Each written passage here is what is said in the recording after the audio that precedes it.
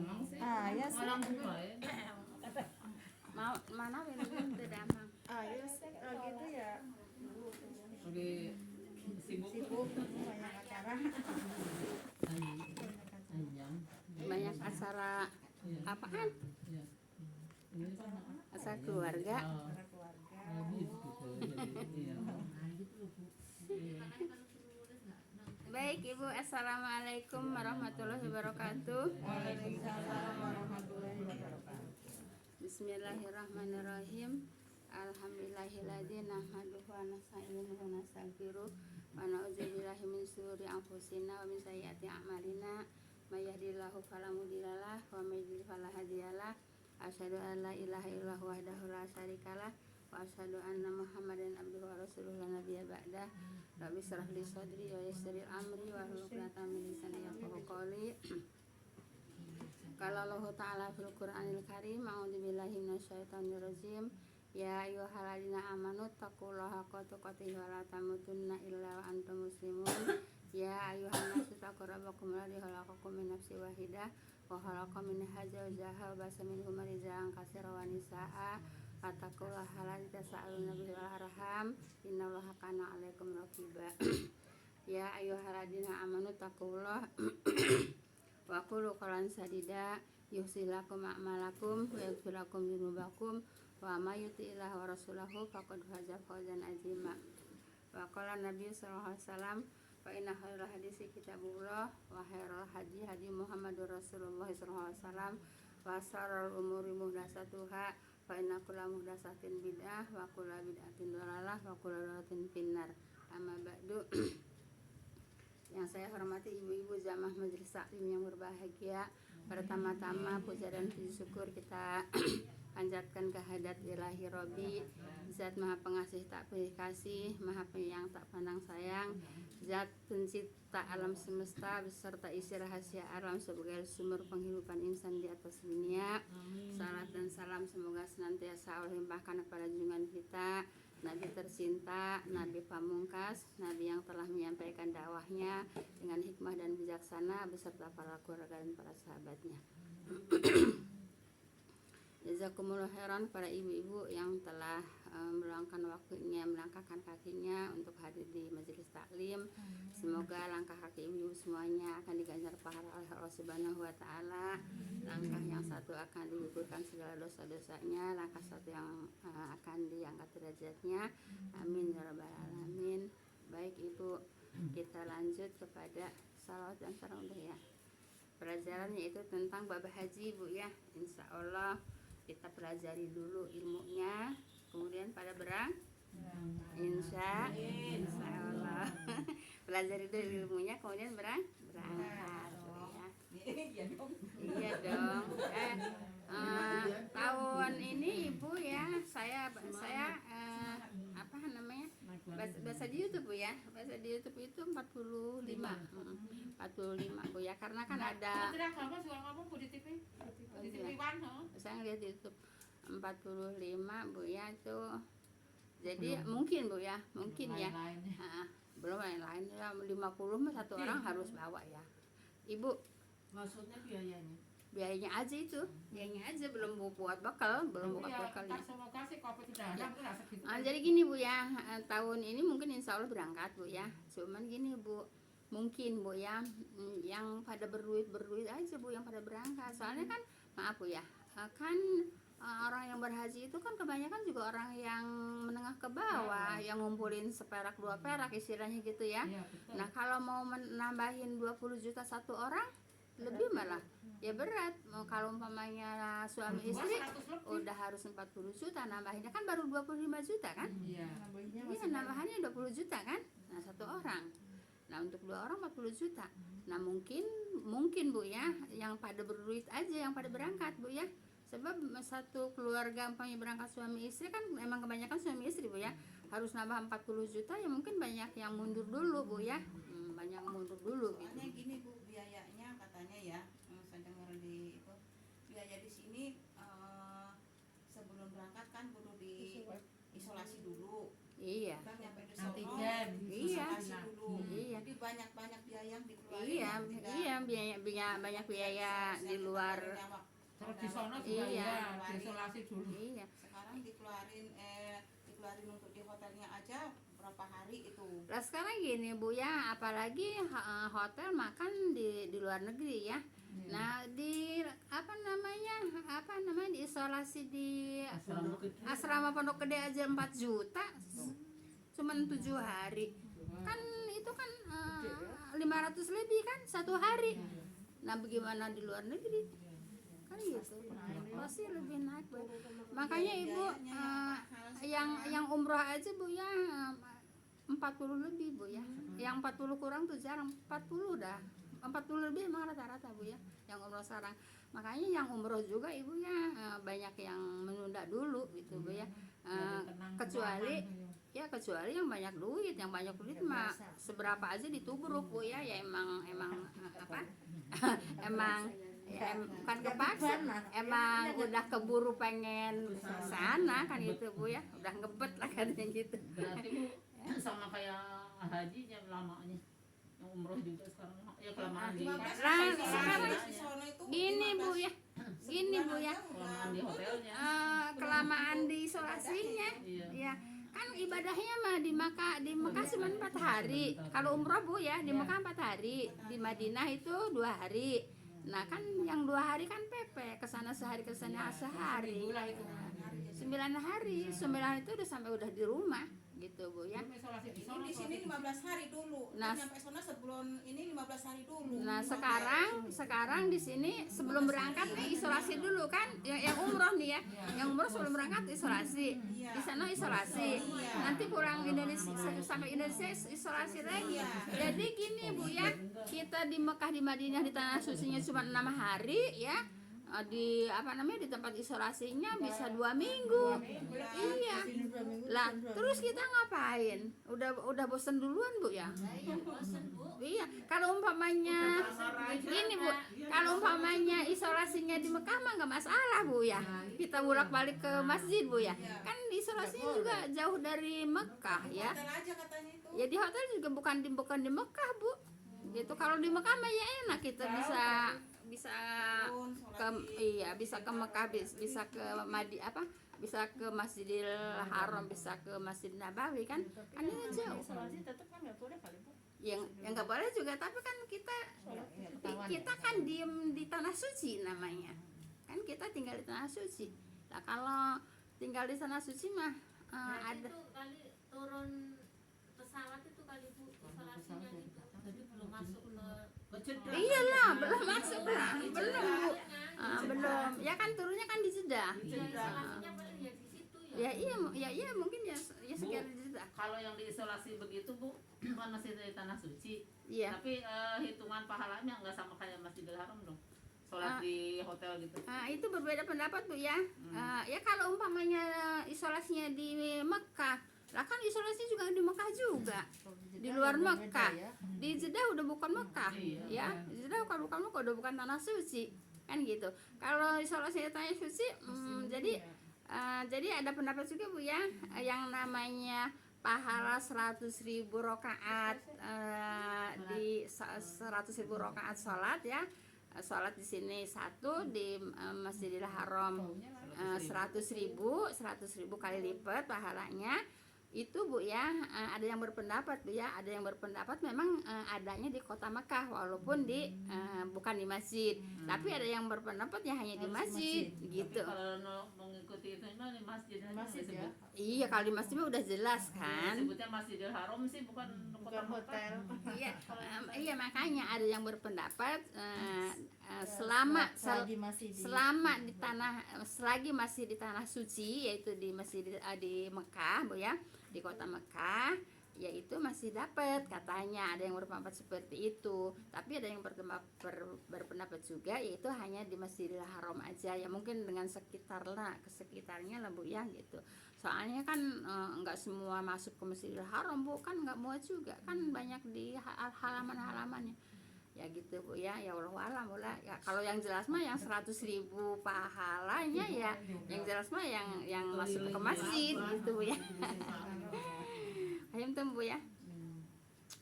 Baik, kita lanjut ke pelajaran tentang haji. Hadisnya keberapa kemarin Bu? Kemarin 5 Bu, sekarang yang ke-6. Ada nggak yang ke-6? Nggak tahu. Ada. Ya baik.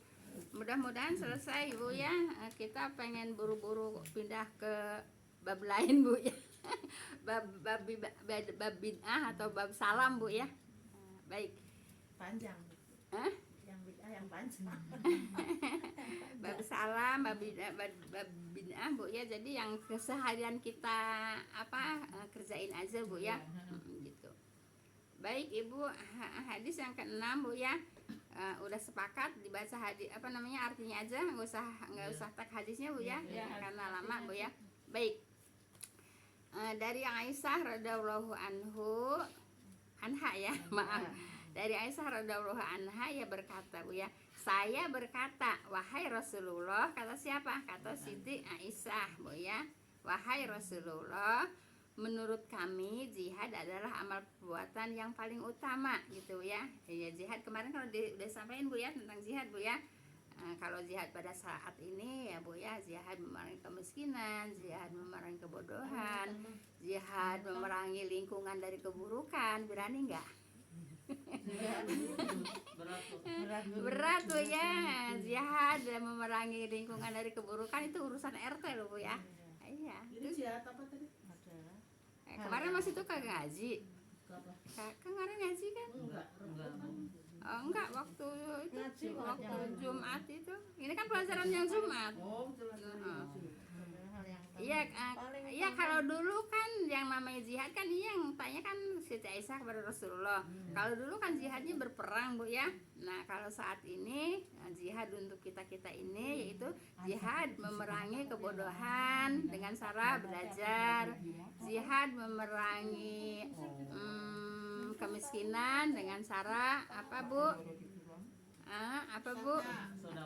Usaha Bu ya. ya usaha. Insya Allah ibu-ibu di sini kayaknya emang semua pada nyari duit Bu ya, pada dagang dah satu semuanya. Yang enggak ya yang enggak tuh yang sedikit ya. Semuanya pada nyari duit Bu ya, semuanya pada usaha gitu Bu ya.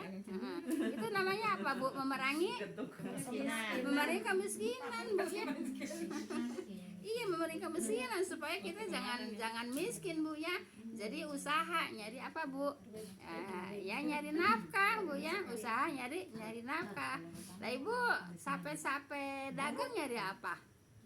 Ya nyari nafkah Bu ya, supaya apa? Supaya nggak miskin. Gitu kan Bu ya. Iya. Jelas Bu ya. Nah jadi jihad adalah amal perbuatan yang paling utama. Nah kemudian bolehkah kami terus-menerus berjihad? Kata Siti Aisyah. Kemudian beliau bersabda, kata Rasulullah, tetapi jihad yang paling utama adalah haji yang mabrur Bu ya. Kemarin udah disampaikan haji yang mabrur itu Bu ya, tidak berbuat fasik, tidak berbuat serofas, tidak berbuat jidal Bu ya. Itu insya Allah akan mendapatkan haji mabrur Bu ya. Kemudian pulang dari haji akan lebih baik dari sebelumnya. Paham tuh Bu ya? Terus di sana juga rukun-rukunnya disempurnakan, perbuatan-perbuatan haji disempurnakan. Udah kemarin itu Bu ya. Nah, jadi hadis yang ke-6 itu Bu ya. Jadi ya. Jadi jihad yang paling utama adalah haji yang mabrur. Jadi kalau berhaji harus diusahakan supaya bisa jadi haji mabrur Bu ya. Haji mabrur tentunya harus dipelajari ilmunya. Kalau tidak dipelajari ilmunya ya sampai sana ya ini apa namanya enggak paham ilmunya Bu ya. Jadi ya hajinya ya kalau tidak paham ilmunya ya wallahu alam jadi haji mabrur Bu ya gitu. Ya kemarin kan disampaikan tentang yang buruk-buruk itu Bu ya, nggak usah disampaikan lagi kan, udah jelas Bu ya. Baik, sekarang hadis yang keberapa Bu? 7. Dikebut nih Bu biar besok bisa mempelajari bab salam Bu ya.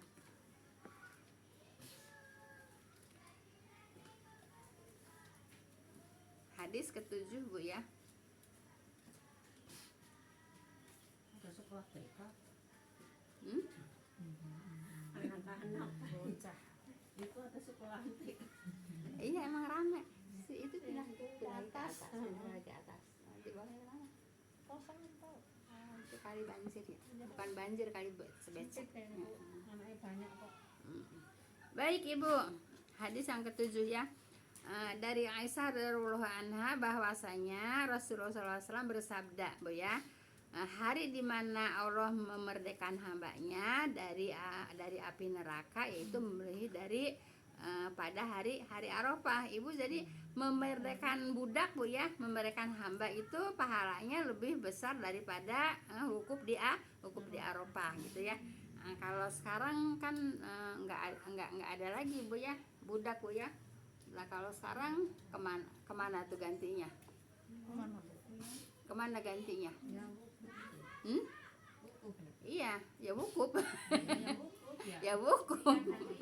Iya, jadi wukuf di Arafah itu lebih besar memerdekakan budak itu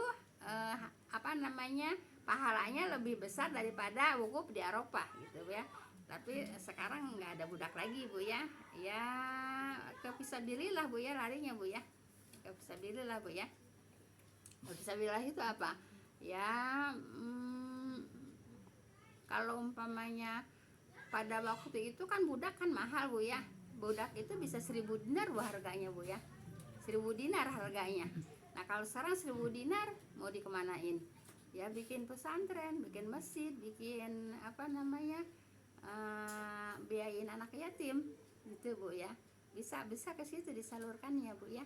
Kalau sekarang 1.000 dinar itu berapa? 4 kilo kan. Nah Ibu, budak itu mahal, Bu ya. Budak itu ngebebasin budak itu mahal, bisa 1.000 dinar gitu, Bu ya.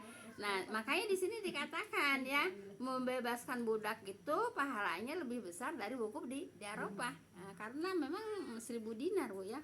Jadi ya memang harganya macam-macam, tapi Bu ya minimal atau maksimal ya mungkin minimal, Bu ya, karena lebih dari Itu kalau bebaskan budak itu ditebus ya? iya, ditebus sama majikannya, sama yang punya gitu ya. Berarti dulu mah cirinya orang kaya kan budaknya banyak ya. Budaknya banyak, iya gitu. Bu, kalau sekarang nih ada ya bukan budak ya disebutnya, seseorang yang bekerja ya di tangga sekarang mah. ya terus Enggak lah, nggak bisa disamakan dengan hasil rumah tangga. ini yang teraniaya, Bu, terzalimi. Tar saya jelasin ya pertanyaan ini, Bu. Enggak ini misalnya enggak dicukupkan gitu oleh yang majikannya itu, terus kita merasa iba gitu, terus nyumbang atau bersedekah ke dia gitu, boleh nggak? Kan itu tanggung jawab majikannya, tapi kita ya ini ke dia misalnya, itu termasuknya apa, Bu? Ya termasuknya sedekah.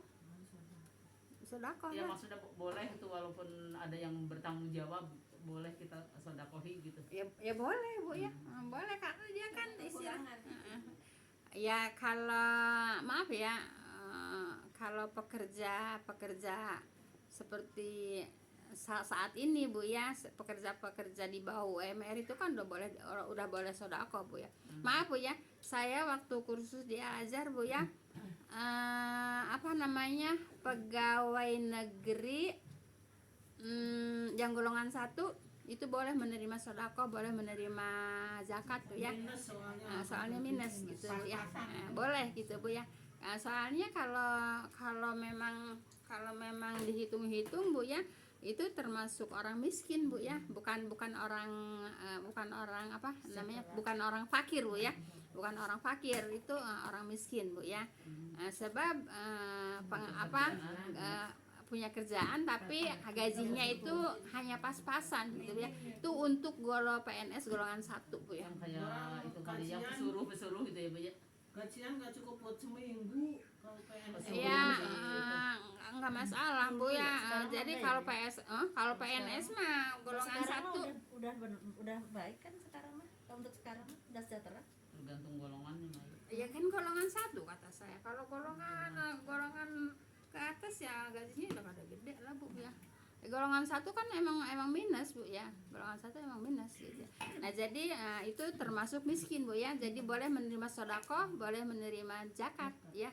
Itu saya dapat pelajaran Ibu, alhamdulillah Bu ya, banyak sekali saya dapat pelajaran di itu Bu ya, kursus, padahal kursus saya hanya 1 tahun kalau di Azhar Bu ya, tapi padat ilmunya Bu ya, berbobot ilmunya gitu ya. Nah, jadi seperti itu. Nah jadi boleh Bu ya, boleh sodako sama mereka boleh Bu ya. Apa sodako, apa Ibu mengatakan infak, ya niatnya lah, apa mau niat infak, mau niat sodako boleh Bu ya. Jelas Ibu ya. Kalau dulu kan iya itu kan ada majikannya gitu seolah-olah gitu Bu. Ya kita kan niatnya juga sodako, niatnya juga sodako, niatnya juga infak gitu. Ya nggak masalah Bu ya. Apa Mama Emi? Itu Budak. budak sama Bu sama pembantu atau asisten rumah tangga lah kerennya begitu sama. Enggak sama Bu ya. Sama. Kalau budak itu dimiliki. Kayak harta aja kali ya. Iya, kalau budak itu dimiliki Bu ya. Kalau budak itu dimiliki, jadi si majikan itu memiliki budak. Kalau pembantu kan digaji. Cuman bayar. Iya, gitu Bu ya. Bayar aja. Kalau budak nggak digaji. enggak, Bu terus boleh semena-mena gitu ya Bu ya. Iya. Misalnya dianggap istri gitu kan. dianggap istri boleh, Iya. tapi ya Allah alam melalui pernikahan apa enggak gitu Bu ya. Makanya Ibu, saya udah pernah nyampein Bu ya, saya juga dapat pelajaran juga di Ustadz di Azhar Bu ya. Sekarang kan umpamanya kan banyak cerita Bu ya, yang TKW itu kan banyak yang hamil di sana gitu Bu ya. Nah Ibu, ya, ini juga saya hanya sambung lidah aja Bu ya. Jadi begini Bu ya, yang namanya di Arab itu yang namanya dulunya jahiliyah, emang hilang jahiliyahnya? Ya masih ada juga. Sekarang kayak di Indonesia, kehindu-hinduannya walaupun udah Islam, tapi kan masih banyak yang ngerjain kehindu-hinduan. Kan iya, kan tradisi iya masih melekat, kecuali yang memang mau benar-benar mau belajar gitu Bu ya. Kecuali memang yang benar-benar mau belajar tentang Islam. Tapi kalau yang Islamnya kagak belajar ya masih banyak kehindu-hinduan, masih banyak. Lah emang yang bikin sesajen emang orang Hindu aja, orang Islam juga banyak kok yang bikin sesajen. Terus Bu itu yang kemarin meninggal sampai 11 orang itu kan. Lah itu kan Ritual apa itu? iya, itu kan orang Islam juga. Di mana? Di Jember. Di Jember itu kan orang Islam juga Ada ya. pegang-pegangan gitu di Eh, pantai di bukan di pantai Ibu, malah ke lautnya, di lautnya gitu Bu ya. Nah kan itu kan emang itu siapa? Itu kan orang Islam. Emang yang bikin sesajen di gunung-gunung emang siapa? Kan orang Islam. Kan gitu Bu ya. Nah jadi Islamnya nggak belajar, jadi masih mau ya. Kayak dulu yang almarhum yang dulu itu siapa? Mbah Marijan, emang kan dia orang Islam, tapi kan dia bikin sesajen kan, gitu kan. Nah begitu Bu, yang namanya yang namanya tadinya udah ribuan tahun ada di situ, ya tetap masih melekat gitu Bu ya. Ya seperti di Indonesia ngaku Islam tapi perbuatannya masih banyak kehindu-hinduan gitu Bu ya. Orang Islam bikin sesajen, orang Islam tuh kayak kemarin yang apa Ibu namanya apa? Ritual. Itu kan bukan ajaran Islam, tapi yang mengerjakan kan orang Islam. Gitu Bu ya. Nah, jadi gitu Bu. Jadi kita tuh belajar itu ya memang harus serius, sungguh-sungguh Bu ya. Begitu. Nah, di Arab juga begitu katanya Bu. Ya, di Arab juga begitu. Merasa orang Indonesia kalau udah jadi pembantu di sana, mereka itu pikirannya udah kayak budak zaman 20 aja kayak gitu ya Bu ya. Iya, enggak semua Bu, enggak ada di antaranya kayak orang Indonesia ngaku Islam tapi masih ritual lah, masih jahiliyah ya, masih ritual apa ya, bikin sesajen gitu.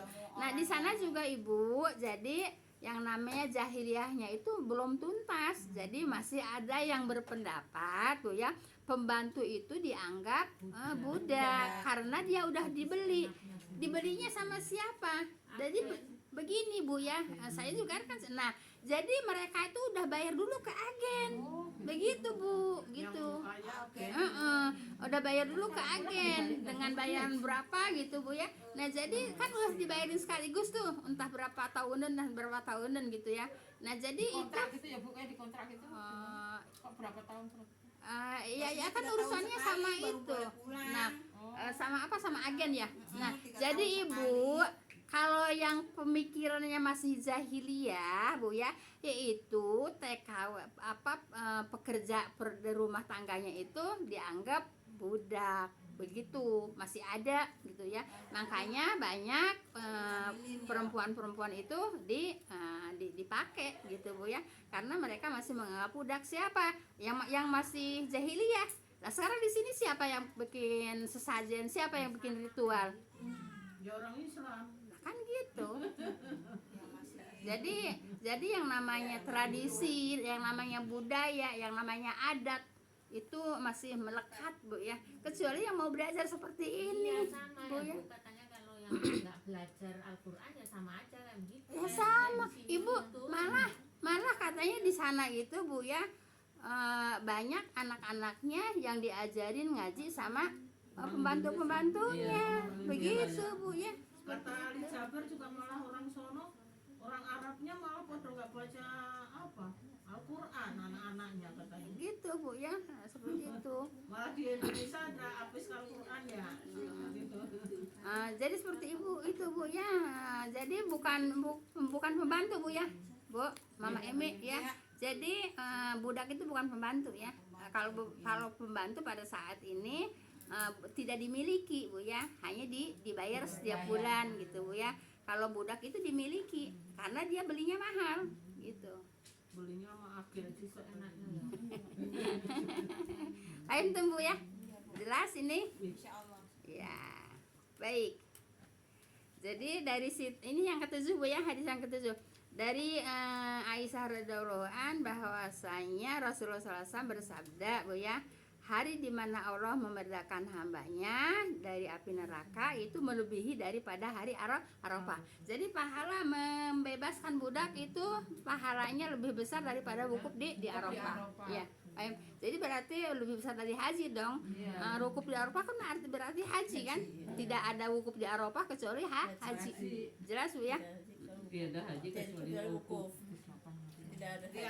Tidak ada Arafah kecuali tidak ada Arafah. Arafah itu kan haji. Iya, tidak ada Arafah kecuali wukuf, gitu Bu ya. Jadi kalau tidak wukuf ya tidak. Tanpa wukuf nggak ada hajinya ya Ya iyalah. Al-Haju Arafah ya. Al-Haju Arafah. Haji itu wukuf di Arafah. Kalau nggak wukuf di Arafah ya nggak haji. Iya, nggak jadi haji ya. Makanya Ibu yang sakit, yang sampai maaf ya istilahnya yang lagi sakaratul maut juga, selagi masih ada napasnya ya tetap dibawa ke Arafah ya untuk wukuf walaupun sebentar gitu Bu ya.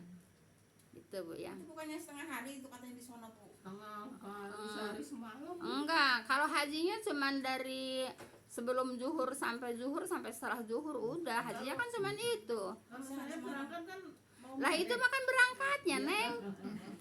Soalnya setengah hari ya Bu ya. Itu makan berangkatnya Neng. Ya hajinya mah ya pas zuhur itu. Ya iyalah. Kalau datangnya mah itu belum haji Bu ya. Pas zuhurnya itu baru nyampe gitu Bu ya. Nah, baru nyampe. pas zuhur terus malamnya mabit ya. Kok malamnya mabit? Apa sih yang ngambil kerikil itu apa? Ya itu mah kan habis dari Arafah Neng. Iya, Ya iya. mabit itu. Itu habis dari Arafah itu Bu ya, bukan sebelum ke Arafah. Itu mah sudah haji Iya, ya. udah haji, Udah haji zuhur, iya. udah terus kan. Jadi hajinya ya pas sebelum zuhur sampai setelah zuhur gitu Bu ya. Nah, udah di situ udah boleh pada ke apa namanya? Jadi sholat zuhurnya di mana itu Bu? Sholat zuhurnya ya di tenda. Di tenda. Ah, ah. Tenda ada. Iya, jadi sholat zuhurnya jamaah dengan sholat asar. baru Ya. ngerasain. Nah, makanya belajar nanti Bu ya. Nah, jadi sholat zuhur sama sholat asar di jama, Bu ya. Di jama. Nah, udah. Kasih tahu Yang ibu bangunan pagi Nah, baru itu baru haji ya. Nah, jadi pas ke Muzdalifah apa namanya ke Mina itu berarti udah haji ya. Itu. Jelas Ibu? Enggak air Bu. Jelas Bu ya. Ya benar ya memang benar apa namanya memerdekakan budak itu pahalanya lebih besar dari wukuf di Arafah. Jadi artinya lebih besar daripada haji gitu. Karena memang kalau kita baca-baca memang budak itu harganya bisa 1000 dinar gitu. Jelas Ibu? Baik, kalau udah jelas itu kok udah jam 3 Bu. Jangan dulu. Ya udah, Penurin lagi. Ibu. Iya. Kan setengah 4 kan asalnya. Anak-anak Bu, anak-anak ngaji. Nanti ngaji Bu. liburnya. Hah? Liburnya. Liburnya Sabtu Minggu.